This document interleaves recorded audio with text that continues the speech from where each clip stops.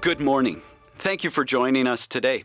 Hope that your summer has been going well with time to enjoy the weather and enjoy some moments of rest amongst the heat. It's during the summer that you will rarely see me without a hat. It's not that I actually like hats, but with the lack of hair, the options are actually quite few.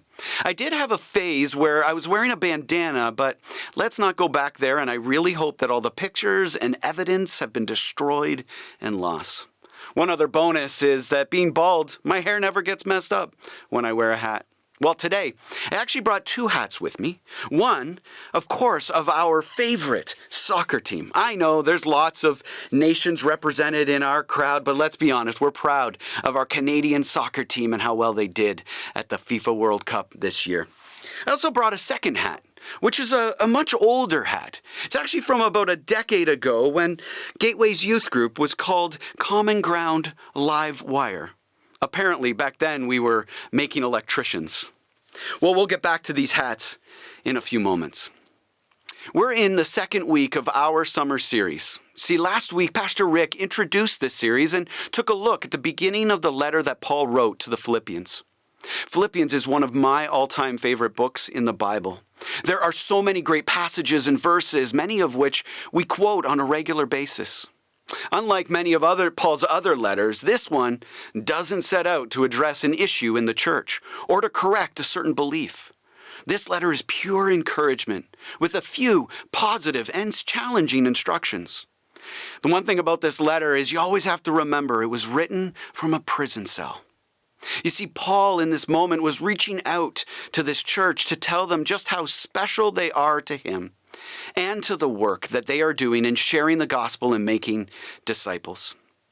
Pastor Rick began last week by looking at Philippians 1 verse 6, which says this, being confident of this, that he who began a good work in you will carry it on to completion until the day of Christ Jesus. Where do you get your confidence from? Who are you entrusting your life and your future to?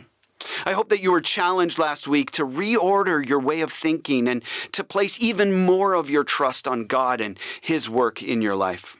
Well, today we're going to take a look at a passage in Philippians chapter 2 that looks at a different approach to our understanding on how to actually treat one another. How many of you remember these famous lines? Treat others the way you want to be treated. That's right. That's the golden rule. Anybody know where that's found? It's found right in the Bible. What about this one? If you can't say something nice, don't say anything at all. Anyone know where that's from? That's right. It's from the Bambi movie. What about this one? Won't you be my neighbor? What a great question, isn't it? That one was made by the famous Mr. Rogers. And what about this? When given the choice between being right or being kind, choose kind. That's from the movie Wonder. These lines are great, aren't they? I mean, they're easy to say, but they can be pretty tough to live out. Paul here in Philippians 2, after encouraging us to live in a manner that shows that we belong to the kingdom of God, he brings the idea of treating one another to a whole new level. Let's begin reading at verse 1 in chapter 2. Therefore, if you have any encouragement from being united with Christ, if any comfort from his love, if any common sharing in the Spirit, if any tenderness and compassion, in other words, if you have experienced the benefits of being in relationship with God, if you are a follower of Jesus, then this is for you. Let's continue to read. Then make my joy complete.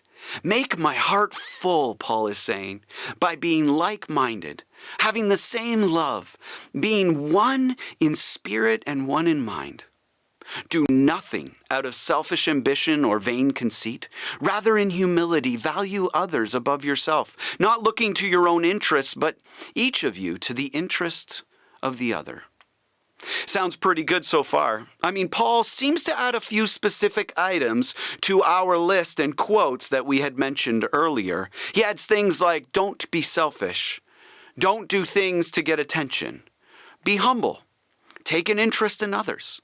Again, they sound pretty simple, not necessarily easy, but at least we can understand them. But then, just to make his point, he gives us an example. And so we're going to begin to read at verse 5. Paul says this, "In your relationship with one another, have the same mindset as Jesus Christ, who, being in very nature God, did not consider equality with God something to be used to his own advantage. Rather, he made himself nothing by taking the very nature of a servant, being made in human likeness, and being found in appearance as a man.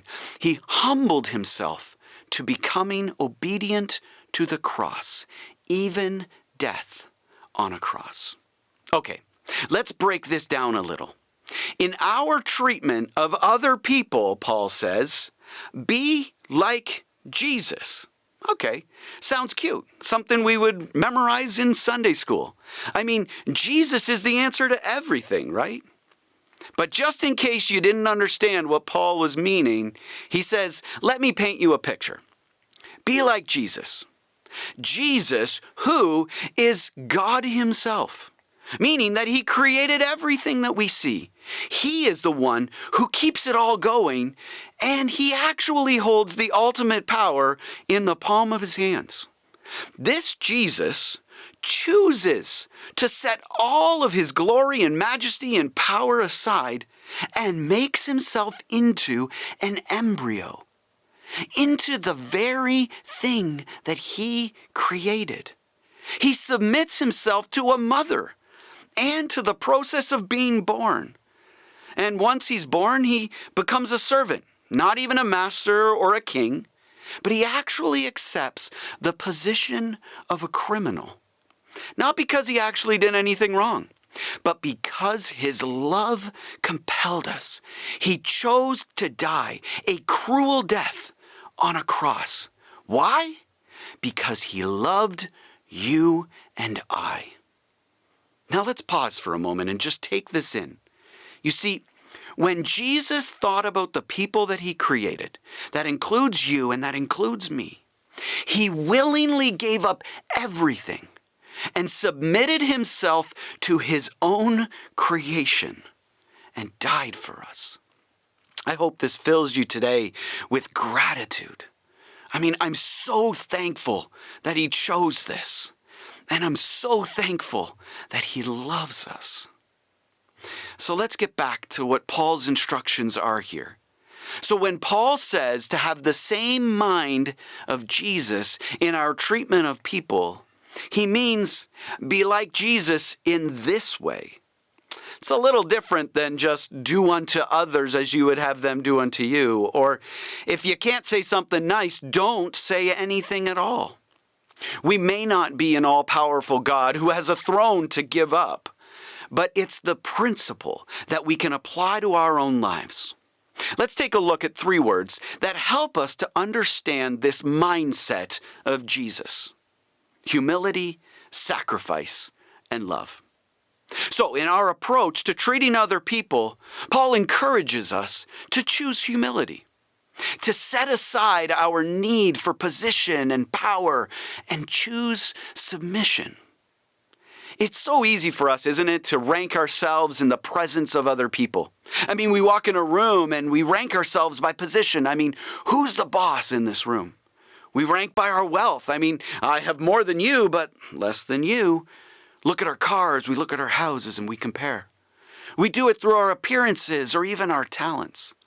Paul's encouraging us to remember Jesus, who, let's be honest, had the highest position you could ever have. He had the most wealth, and let's be honest, all the wealth you have is his in the first place. His appearance was absolutely pure glory, and his abilities were unlimited. If Jesus set that aside, then maybe we can choose humility and serve people no matter their position, no matter their wealth, no matter their appearance or abilities or anything else. Jesus did that for us. What would it look like if we did that for the people around us?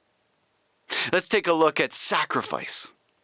You see, sacrifice is setting aside our preferences, our comforts, and choosing pain. I don't know about you, but comfort's a big deal to me. I mean, I want my needs to be met and I want to avoid pain at all costs. I think that discomfort is something not to choose, but rather to be avoided. And when it happens to me, the first thing, I need to figure out what went wrong. Let's be honest. Who did this? You ever found yourself, losing something in your house and, experiencing that discomfort and then running around, not trying to find it, but trying to find out whose fault it was? And then when you get that, you feel so much better because you know where the pain came from.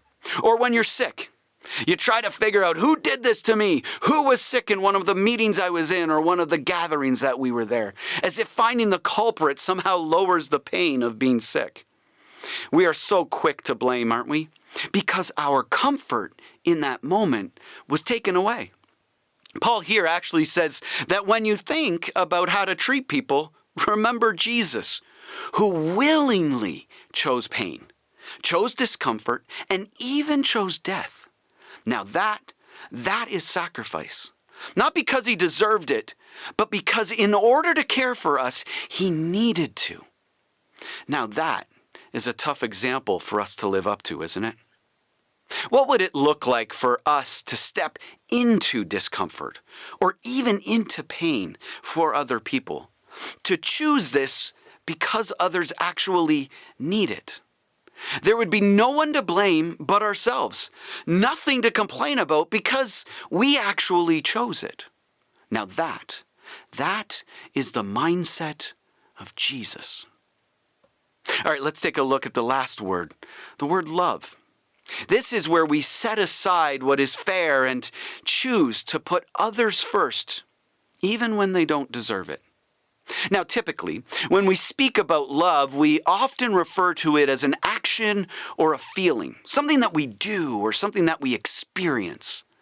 But when we think about Jesus, I wonder that even before he ever made love an action or felt love, that he actually started with love as a motivation. You see, when Jesus considered us, even before we were ever born, knowing that our state of sin and separation from God was something horrible, he looked on us with love. Remember John 3:16, for God so loved the world. That's motivation. His choice to humble himself and sacrifice came out of his motivation of love. The question is, what would happen if we began to allow love to be our motivation? When we consider other people, before we judge whether they actually deserve it or not, before we ask what is fair, before we even consider what's our responsibility, what if before all of that, we looked on people with love, pure, heartfelt love? How would our willingness to become humble and to choose sacrifice, how would that change if we made love our motivation? Now, I'm a visual person, and so today I want to go back to the hats. You see, this is the mind of Jesus. Humility, setting aside our need for position, power, and choosing to submit. Sacrifice, setting aside our preferences and our comforts and choosing pain and love. Setting aside what is fair and actually choosing to put others first, even when they don't deserve it. That's the mind of Christ. Now this is our natural mindset. I mean, this is where we want the attention, right? I mean, look at me, look at what I've done. Where we want comfort. I mean, focus on my needs, my comfort, my feelings, they matter. Where we want to be kind, but it always comes with a little bit of a catch, right? I mean, maybe if you're my friend and my family, but either way, only if you deserve it. Can we agree that my natural mindset is so much easier? This hat is so much more comfortable. But maybe that's because I haven't broken in the other hat. You see, Paul is inviting us here to switch our hat, to switch the way that we think, to approach the situations and people in our lives from a different perspective. So what would this actually look like today? I'd like to invite you to join me as we take a look at a situation that happens in the Bible and ask ourselves, what hat is being worn? Was it the mind of Jesus? Or was it the natural mindset? So the story that we're going to take a look at today is a story about when Jesus was being arrested, and as he was being taken away, Peter, wearing his Peter hat, right, doesn't like what he's seeing. He says, this can't happen to Jesus. He turns and he swipes at the soldier and cuts off the soldier's ear. According to Luke, Jesus quickly responds and he reaches down and he picks up that ear and he heals the man. And Jesus reminds Peter of his almighty power by letting him know that if he wanted, he could have had 1,000 angels come down and save him. But remember, Jesus' mindset was to set aside all of that in order to love the people that he created. You see, Peter in this moment was wearing his Peter's hat, using his Peter's mindset. It wasn't all bad. I mean, he wanted to protect Jesus, right? He wanted to fight for what was fair. But that wasn't the mind of Jesus. If Peter was wearing the mindset of Jesus, he may have understood. He may have understood that Jesus was choosing to allow this to happen, that Jesus was walking in love and obedience, that Jesus was actually acting out of love for this soldier and choosing to be arrested and to eventually die for him. What if Peter had seen this soldier through that mindset, a mindset of humility, sacrifice, and love? I mean, the whole story of Peter is filled with these types of moments. Moments when his own mindset was at the forefront, where he made these quick decisions and made them based on his natural thinking and tendencies. Aren't we often so familiar with Peter in our own lives? I mean, the beautiful part of Peter's story is that Jesus continues to respond to him with love and to give him the grace that he needs. With the soldier here, I mean, he actually heals the soldier immediately, fixing what Peter had actually broken. Doesn't Jesus often do this for us as well? I mean, how many times have you or I made a decision based on our own thinking and hurt someone, or hurt our reputation, or misrepresented Jesus? I'm continually aware and grateful that even in those moments when I screw up, when I forget to wear the mind of Jesus, that Jesus is quick to forgive me and to love me, probably because he's operating with his own mindset.